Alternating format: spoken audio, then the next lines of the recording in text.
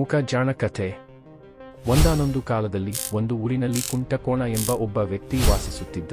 ಅವನಿಗೆ ಕಾಲು ಸರಿಯಾಗಿ ಕೆಲಸ ಮಾಡುತ್ತಿರಲಿಲ್ಲ, ಆದರೆ ಅವನ ಬುದ್ಧಿಶಕ್ತಿಯಂತೂ ಅಪಾರವಾಗಿತ್ತು. ಜನರು ಅವನನ್ನು ಕುಂಟಕೋಣ ಎಂದು ಕರೆಯುತ್ತಿದ್ದರು, ಆದರೆ ಅವನ ಬುದ್ಧಿವಂತಿಕೆಯಿಂದ ಎಲ್ಲರೂ ಆಶ್ಚರ್ಯಗೊಂಗುತ್ತಿದ್ದರು.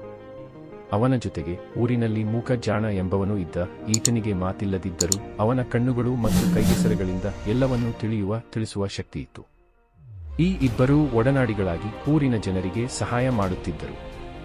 ಒಂದು ದಿನ ಊರಿನ ಶ್ರೀಮಂತ ವ್ಯಾಪಾರಿಯ ಮನೆಯಿಂದ ಅಮೂಲ್ಯವಾದ ರತ್ನ ಕಳೆದುಹೋಯಿತು.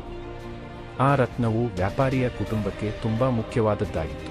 ಊರಿನ ಎಲ್ಲರೂ ಆ ರತ್ನವನ್ನು ಹುಡುಕಲು ಶುರು ಮಾಡಿದರು, ಆದರೆ ಯಾರಿಗೂ ಯಾವ ಸುಳಿವು ಸಿಗಲಿಲ್ಲ. ಕೊನೆಗೆ ವ್ಯಾಪಾರಿಯು ಕುಂಟಕೋಣ ಮತ್ತು ಮೂಕ ಜಾಣನನ್ನು ಕರೆದು, ನೀವಿಬ್ಬರೂ ಬುದ್ಧಿವಂತರು, ದಯವಿಟ್ಟು ನನ್ನ ರತ್ನವನ್ನು ಕಂಡುಹಿಡಿಯಿರಿ ಎಂದು ಕೇಳಿಕೊಂಡ. ಕುಂಟಕೋಣ ತನ್ನ ಕೋಲಿನ ಮೇಲೆ ಒರಗಿಕೊಂಡು ಮೂಕ ಜಾಣನೊಂದಿಗೆ ವ್ಯಾಪಾರಿಯ ಮನೆಗೆ ಹೋದ. ಅವರು ಮನೆಯ ಸುತ್ತಮುತ್ತ ಗಮನವಿಟ್ಟು ಗಮನಿಸಿದರು. ಕುಂಟಕೋಣನ ಕಣ್ಣುಗಳು ಎಲ್ಲವನ್ನೂ ತೀಕ್ಷ್ಣವಾಗಿ ಗಮನಿಸುತ್ತಿದ್ದವು. ಮೂಕ ಜಾಣನ ಕೈಗೆಸರಗಳು ಗೋಡೆಯ ಮೇಲೆ, ನೆಲದ ಮೇಲೆ ಏನೋ ಸುಳಿವು ಹುಡುಕುತ್ತಿದ್ದವು. ಕೆಲವೇ ಕ್ಷಣಗಳಲ್ಲಿ ಮೂಕ ಜಾಣನ ಕಣ್ಣುಗಳು ಕಿಟಕಿಯ ಬಳಿಯ ಒಂದು ಸಣ್ಣ ಗೀರಿನ ಮೇಲೆ ಬಿದ್ದವು.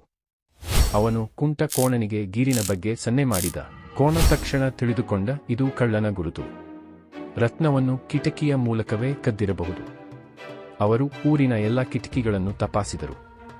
ಕೊನೆಗೆ ಒಂದು ಮನೆಯ ಕಿಟಕಿಯ ಬಳಿ ಒಂದೇ ರೀತಿಯ ಗೀರು ಕಂಡಿತು. ಆ ಮನೆಯವನು ಊರಿನ ಕೆಲವರಿಗೆ ಸಾಲ ಕೊಟ್ಟಿದ್ದ ವ್ಯಕ್ತಿಯಾಗಿದ್ದ. ಕುಂಟಕೋಣ ಆತನನ್ನು ಭೇಟಿಯಾಗಿ, ನಿನ್ನ ಕಿಟಕಿಯ ಬಳಿ ಗೀರು ಕಂಡಿದೆ, ರತ್ನದ ಬಗ್ಗೆ ಏನಾದರೂ ತಿಳಿದಿದೆಯೇ ಎಂದು ಕೇಳಿದ. ಆ ವ್ಯಕ್ತಿ ಗಾಬರಿಯಾಗಿ, ನಾನೇನೂ ತಿಳಿಯೇ ಎಂದ. ಆದರೆ ಮೂಕ ಜಾಣನ ಕಣ್ಣುಗಳು ಆತನ ಮನೆಯೊಳಗಿನ ಒಂದು ಸಣ್ಣ ಪೆಟ್ಟಿಗೆಯ ಮೇಲೆ ಬಿದ್ದವು. ಅವನು ಕುಂಟಕೋಣನಿಗೆ ಸನ್ನೆ ಮಾಡಿದ.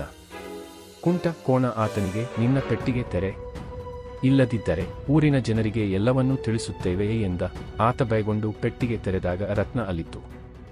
ಆತನು ಒಪ್ಪಿಕೊಂಡ, ನಾನು ಸಾಲದ ಒತ್ತಡದಿಂದ ಕದ್ದೆ, ಕ್ಷಮಿಸಿ. ಕುಂಟಕೋಣ ಮತ್ತು ಮೂಕ ಜಾಣ ರತ್ನವನ್ನು ವ್ಯಾಪಾರಿಗೆ ಹಿಂದಿರುಗಿಸಿದರು. ವ್ಯಾಪಾರಿಯು ಇಬ್ಬರಿಗೂ ದೊಡ್ಡ ಬಹುಮಾನ ನೀಡಿದ. ಈ ಕಥೆಯಿಂದ ತಿಳಿಯುವುದೇನೆಂದರೆ, ದೈಹಿಕ ಕೊರತೆಗಳಿದ್ದರೂ ಬುದ್ಧಿಶಕ್ತಿಗೆ ಕೆಲಸ ಮಾಡಿದರೆ ಯಾವುದೇ ಕಾರ್ಯವನ್ನು ಸಾಧಿಸಬಹುದು. ಕುಂಟಕೋಣ ಮತ್ತು ಮೂಕ ಜಾಣನ ಬುದ್ಧಿವಂತಿಕೆಯಿಂದ ಊರಿನ ಜನರಿಗೆ ಗೌರವ ಗಳಿಸಿದರು. ಈ ಕಥೆಯು ತಿಳಿಸುವ ಸಂದೇಶವೆಂದರೆ,